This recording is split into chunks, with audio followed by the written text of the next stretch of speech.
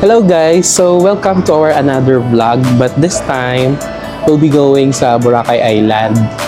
But yung dadaanan natin is from Kalibo Airport. So instead sa Katiklan. One, kasi walang available na SEM pass. So yung Kalibo lang yung nakita namin na meron. So tsatsagain na natin na pumunta doon. And then we availed the Southwest na arrival na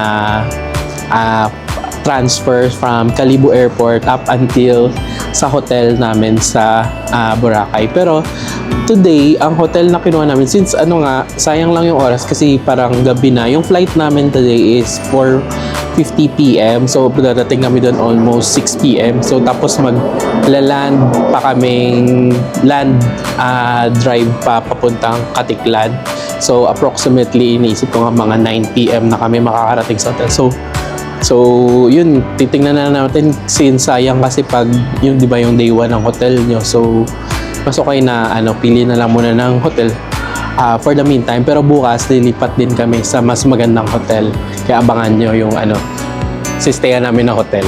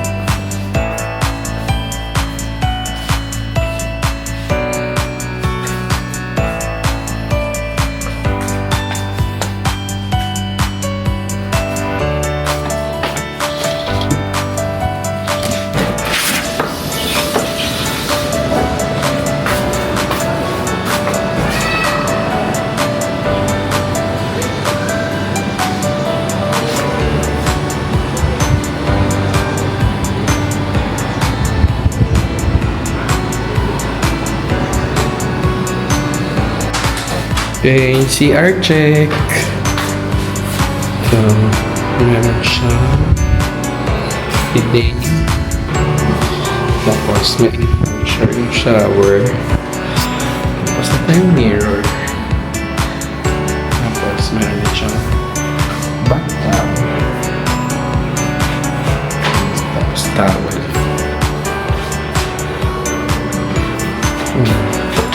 Worth it naman ang price.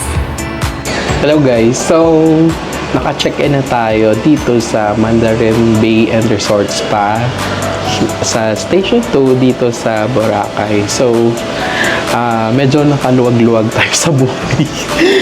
Kaya medyo nakakuha tayo ng magandang na accommodation dito. So in fairness, maganda yung service nila kasi pag pasok mo pa lang may nag-drums to welcome the guest.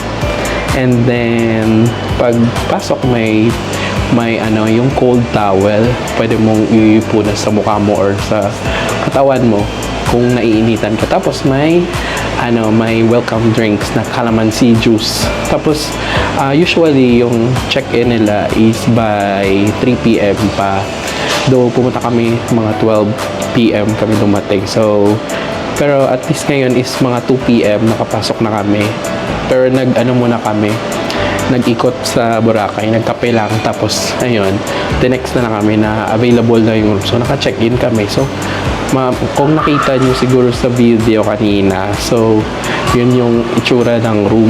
Tapos ito, nasa view ko naman yung sa side, sa part na to. Medyo mahaba yung pool kasi yung Mandarin na to is siya yung may longest pool na area sa buong Boracay. So pakita ko sa inyo yung niya, yung pool. So, yan, yung pool niya, nag-span siya dito. Tapos, until doon sa dulo. Tapos, dito sa kabilang side, meron din pool. So, yan, pupuntahan natin dyan. So, kung lalangoy ka, medyo mahaba yung lalangoyan mo dito sa Mandarin. And for sure, mag-enjoy din tayo dun sa sa buffet breakfast bukas. So i-video ko din kung ano yung meron available. And for sure, hindi ka magkanda o gaga siguro kung ano yung pipiliin mo na pagkain kasi madami siyang choices at saka yung varieties niya for breakfast bukas. So later, siguro mag-swimming kami.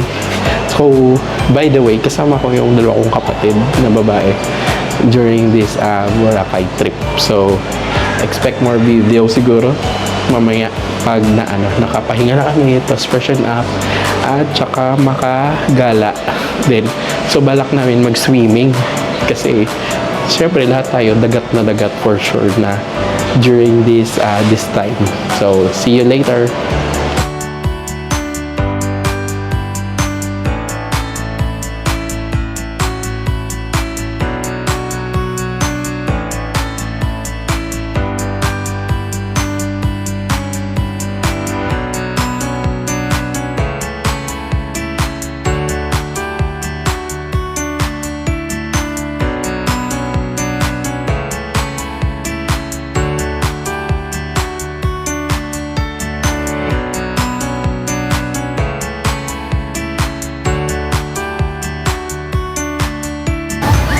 So, dito kami sa Aida-licious.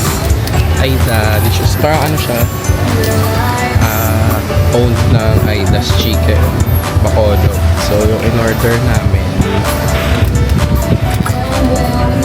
Ayan. Para kami ng order. Ito pa. Worth 235 pesos. Worth 330 pesos. At saka tubig.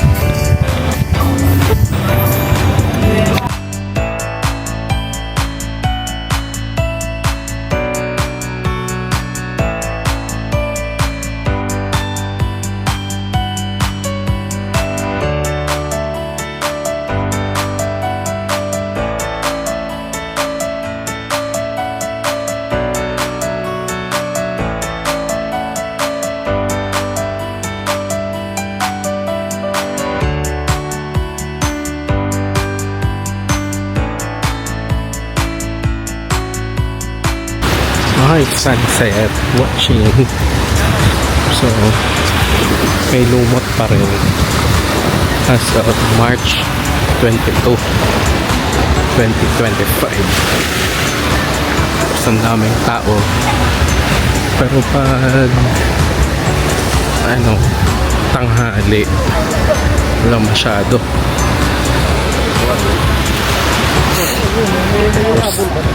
Pero pag wala ng araw, sisilabakan mga tao kasi hindi na sila iitim.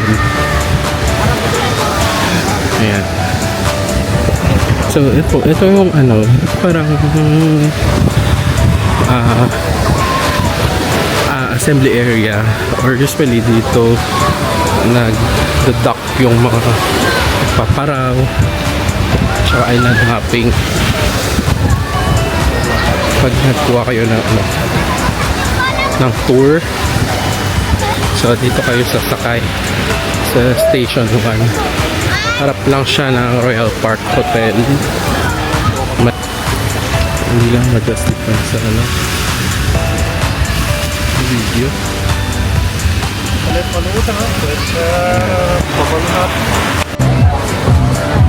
So nauhaw kami at nagpalamig ng Jonas. So binili ko ay mango banana. Tapos ito ay milk, banana milk, mango milk. tapos ito ay buko. Facebook ko lang.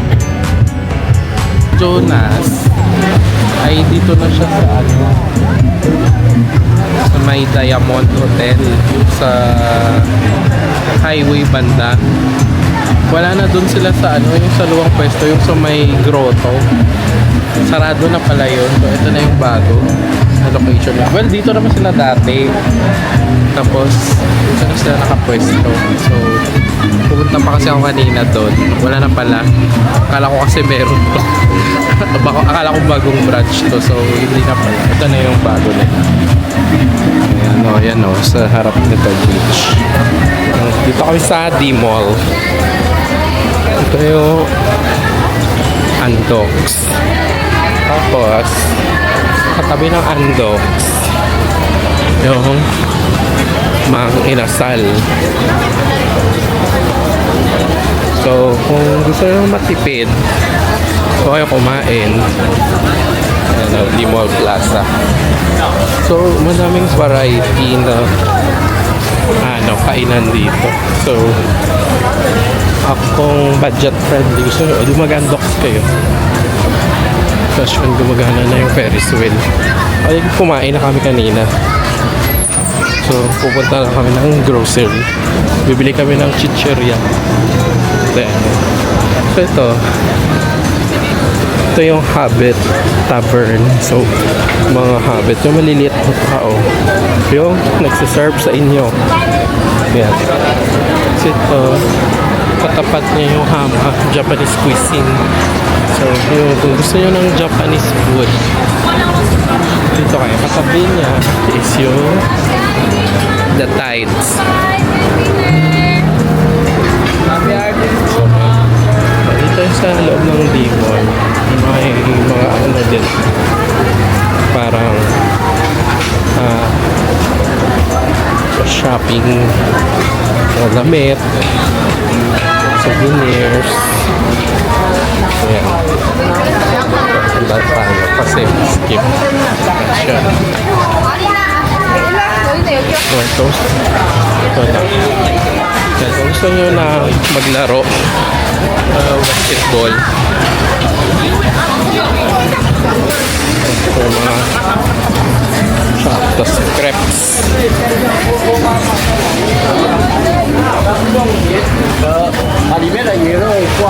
So ano pala, restroom dito may bayad na 10 pesos pag iihi. Pag jejebs ka, 20 pesos. So sweet man magpamassage.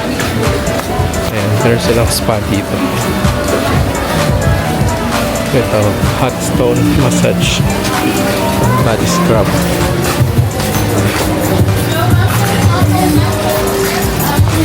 At yung famous din dito na kainan, I mean parang dessert, yung halo mango. Yan. So ayan, kung gusto nyo, ang dami yung choices. Siyempre order nyo mango. Tapos yun, footsis. Pag gusto nyo magpa-foots pa,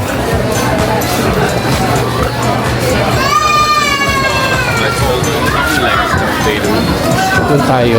Ayan, ito yung footsis.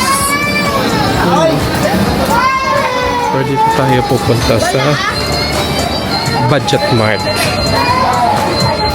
Hindi kami na chichirya tsaka beer for personal consumption sa room. Tsaka baka po yung soft drinks. So yung Budget Mart nasa tapat highway. So nasa tapat lang siya ng signage na I love Boracay. Ito. Ito siya. Yan yung Budget Mart. Sok na tayo.